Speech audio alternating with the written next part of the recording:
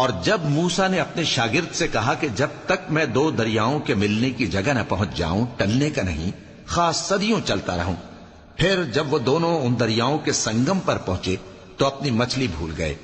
پھر اس مچھلی نے دریا میں سرنگ کی طرح اپنا رستہ بنا لیا۔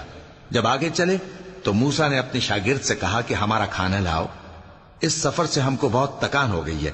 اس نے کہا کہ بھلا آپ نے دیکھا کہ جب ہم نے اس چٹان کے پاس آرام کیا تھا تو میں مچھلی وہیں بھول گیا، اور مجھے آپ سے اس کا ذکر کرنا شیطان نے بھلا دیا، اور اس مچھلی نے عجیب طرح سے دریا میں اپنا رستہ بنایا۔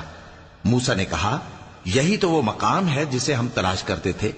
تو وہ اپنے پاؤں کے نشان دیکھتے دیکھتے لوٹ گئے۔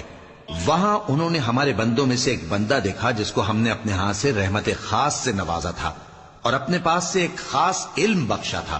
موسیٰ نے ان سے جن کا نام خضر تھا کہا کہ جو علم اللہ کی طرف سے آپ کو سکھایا گیا ہے، اگر آپ اس میں سے مجھے کچھ بھلائی کی باتیں سکھائیں تو میں آپ کے ساتھ رہوں۔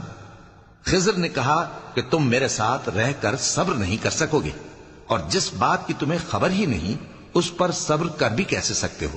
موسیٰ نے کہا اللہ نے چاہا تو آپ مجھے صابر پائیے گا، اور میں آپ کے ارشاد کے خلاف نہیں کروں گا۔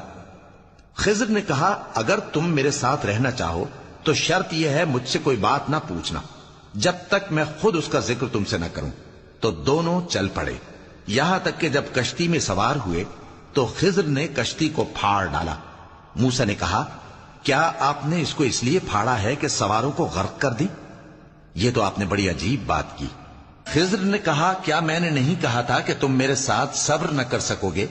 موسیٰ نے کہا کہ جو بھول مجھ سے ہوئی اس پر مواخذہ نہ کیجیے اور میرے معاملے میں مجھ پر مشکل نہ ڈالیے۔ پھر دونوں چلے، یہاں تک کہ رستے میں ایک لڑکا ملا تو خضر نے اسے مار ڈالا۔ موسیٰ نے کہا کہ آپ نے ایک بے گناہ شخص کو ناحق بغیر قصاص کے مار ڈالا، یہ تو آپ نے بری بات کی۔ خضر نے کہا کیا میں نے نہیں کہا تھا کہ تم سے میرے ساتھ صبر نہیں ہو سکے گا؟ انہوں نے کہا کہ اگر میں اس کے بعد پھر کوئی بات پوچھوں یعنی اعتراض کروں تو مجھے اپنے ساتھ نہ رکھیے گا کہ آپ میری طرف سے عذر کے قبول کرنے میں حد کو پہنچ گئے ہیں۔ پھر دونوں چلے، یہاں تک کہ گاؤں والوں کے پاس پہنچے اور ان سے کھانا طلب کیا۔ انہوں نے ان کی ضیافت کرنے سے انکار کیا۔ پھر انہوں نے وہاں ایک دیوار دیکھی جو گرا چاہتی تھی تو خضر نے اس کو سیدھا کر دیا۔ موسیٰ نے کہا کہ اگر آپ چاہتے تو ان سے اس کا معاوضہ لے لیتے تاکہ کھانے کا کام چلتا۔ خضر نے کہا کہ اب مجھ میں اور تم میں علیحدگی، مگر جن باتوں پر تم صبر نہ کر سکے میں ان کا تمہیں بھید بتائے دیتا ہوں کہ وہ جو کشتی تھی